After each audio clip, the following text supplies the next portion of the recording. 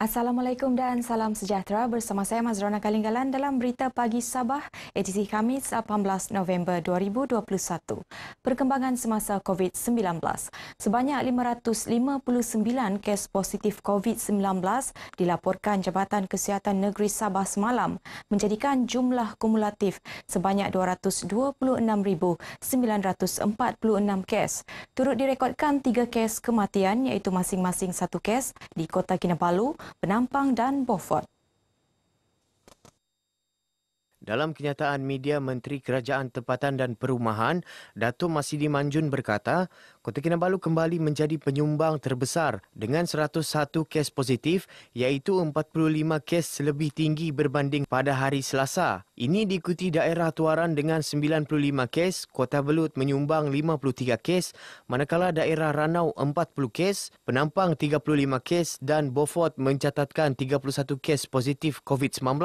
Sementara itu, daerah Sempurna telah berubah dari zon jingga ke zon kuning, manakala Tongot berubah dari zon merah ke zon jingga. Daerah Kalabakan dan Kunak kekal dalam zon kuning, sementara Nabawan dalam zon jingga.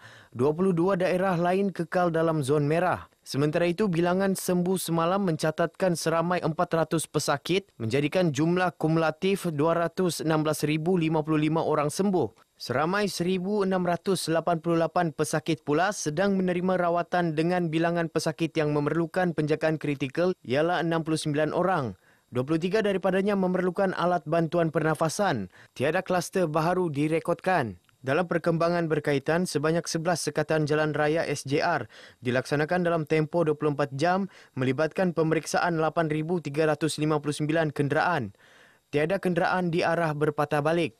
Sementara itu, sebanyak 1,063 premis perniagaan telah diperiksa oleh pihak berkuasa tempatan PBT dengan 2 notis amaran dikeluarkan di Lahad Datu namun tiada kompaun dikeluarkan. Selain itu, Dewan Bandaraya Kota Kinabalu di BKK turut menjalankan pematuhan SOP bagi 563 premis perniagaan dan 770 individu di 18 kawasan namun tiada kompaun dikeluarkan.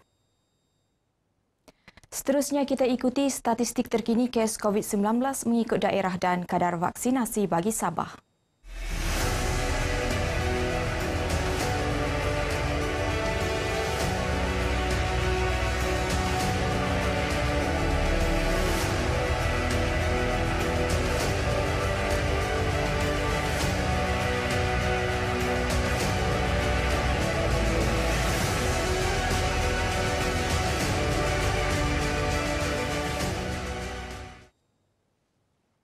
Ini pula mengenai situasi terkini wabak denggi di Sabah, sehingga semalam jumlah kes denggi di negeri ini meningkat kepada 1,465 kes dengan pertambahan 6 kes baharu.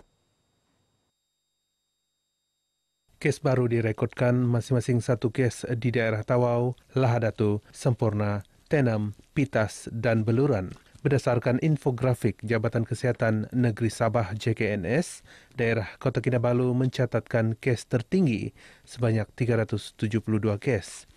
Diikuti Tawau 280 kes, Lahad Datu 152, Sempurna 110, Sandakan 100, Tenam 62 dan Tuaran 45 kes. Sementara itu, daerah Beaufort merekodkan kes terendah iaitu 4 kes. 6 wabak aktif turut dikesan iaitu 2 di Lahad Datu iaitu Kompleks PGA dan Kampung Tanjung Labian.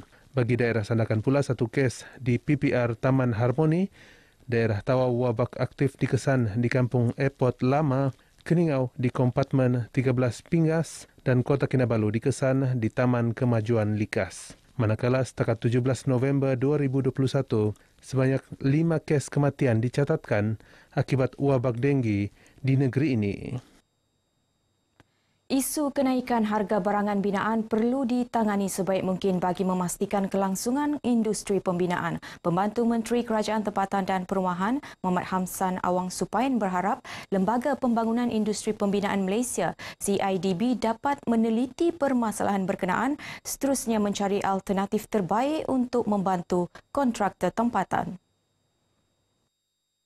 Langkah tersebut juga bagi membolehkan perancangan pembangunan yang dilaksana kerajaan negeri dan persekutuan dapat dijalankan mengikut spesifikasi dan tempoh ditetapkan.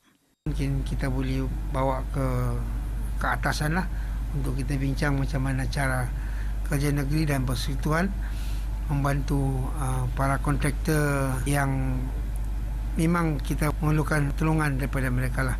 Sebab mereka juga penting dalam menjana pembangunan negara ni. Akhirannya masyarakat atau rakyat itu sendiri yang menikmati dia punya faedah lah. Hamsan bercakap dalam sidang media selepas meresmikan seminar Kelibat Urus Penggiat Industri Pembinaan CIDB di Sandakan. Dalam pada itu, beliau yakin penggiat industri di daerah ini mampu berdepan serta mengurus perubahan akibat impak pandemik dengan meningkatkan tahap kompetensi. Dalam masa sama, mereka diingatkan agar mengamalkan etika dan integriti bagi membolehkan pembangunan yang seimbang. Aspirasi Pusat Latihan Aeroangkasa KATC KKIP untuk menjadi syarikat teknologi aeroangkasa menjelang tahun 2026 semakin cerah apabila satu lagi perjanjian latihan dimeterai. Semalam telah berlangsung perjanjian latihan antara KATC Mega Aerospace Centre Sunan Berhad dengan MASWings dalam melahirkan juruteknik mahir. Ketua Pegawai Eksekutif Aerospace Centre Sendirian Berhad Aminuddin Zakaria berkata, beliau berharap kerjasama tersebut adalah langkah terbaik untuk membuka peluang lebih ramai belia yang berminat. Latihan tersebut bakal membekalkan juruteknik mahir berkaitan ekosistem pesawat, melibatkan penyelenggaraan pembaikan dan baik pulih. Beliau berkata demikian semasa menyampaikan ucapan dalam majlis pemeteraian memorandum perjanjian antara MACB dan MWSB di Kota Kinabalu. Turut hadir Kapten Nasaruddin Abu Bakar, Ketua Pegawai Operasi MASWings. Aminuddin menambah pelajar di institut berkenaan juga berpeluang mengikuti latihan sambil kerja di tempat yang diluluskan jawatan kuasa khas seperti MASWings. Latihan ini juga penting sebagai mematuhi peraturan Lembaga Penerbangan Awam Malaysia CAAM. KATC sebagai syarikat di bawah Kementerian Pembangunan dan Perindustrian Sabah bertujuan menyokong modal insan pembangunan untuk aspirasi negeri Sabah menjadi hub perindustrian aeroangkasa masa depan khususnya di Selatan Asia Timur. KATC juga menerokai kelulusan organisasi reka bentuk dan mewujudkan lebih banyak penyelidikan pembangunan penerbangan, menerokai bidang pembaikan komposit, membangun program latihan khusus untuk helikopter, latihan anak kabin, pemanduan dan penyelenggaraan drone selain latihan pakar data drone.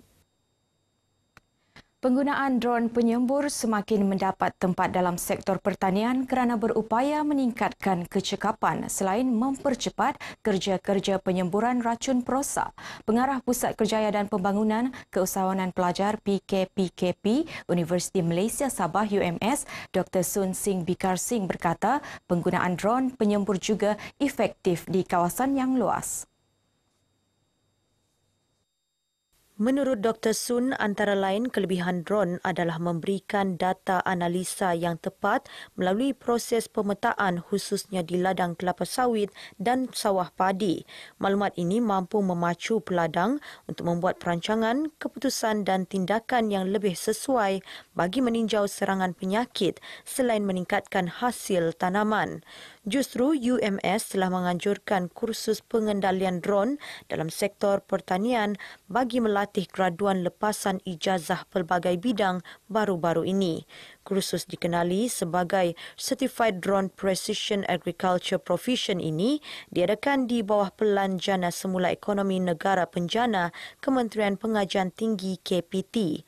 Penjana KPT CAP ini merupakan inisiatif kerajaan dalam menangani cabaran kebolehpasaran graduan selain mengurangkan pengangguran akibat wabak COVID-19.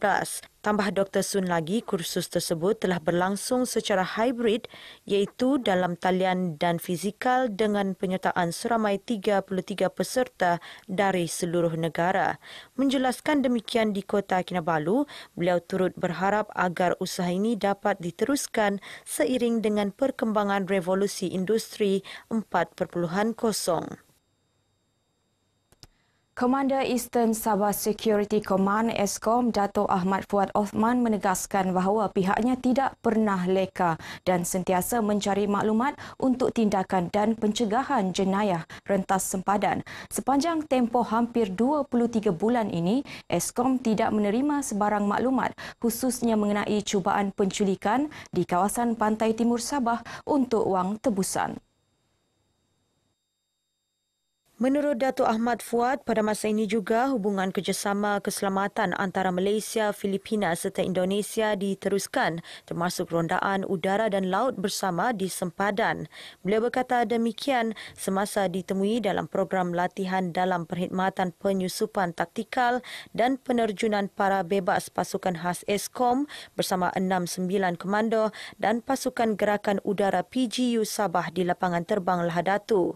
Mengenai latihan tersebut, Dato' Ahmad Fuad berharap agar peserta dapat meningkatkan lagi kemahiran dan kecekapan mengendalikan payung taktikal selain mampu mendarat di kawasan yang terhad keluasannya. Memang kita lalukan sebabnya untuk satu latihan, satu sebagai menunjukkan kemampuan kita boleh bertindak bila masa sekiranya berlaku ancaman di Timur Sabah. Itu yang pentingnya. Yang keduanya, kita cuba nak menyatukan pasukan-pasukan yang ada di Eskom di Timur Sabah supaya kita dapat bersatu sekiranya berlaku kejadian tidak diingini di Lahadatu. Dalam program berkenaan, Dato' Ahmad Fuad turut menerima lencana sayap kehormat payung terjun yang disampaikan Wakil Komander 69 Komando, Asisten Komisioner Hamzah Hasim. Dengan laporan tersebut berakhirlah Berita Pagi Sabah edisi Khamis 18 November 2021. Jangan lupa terus amalkan SOP ambil vaksin. Sama-sama kita putuskan rantaian COVID-19. Saya Mazrona Kalinggalan. Assalamualaikum dan salam hormat.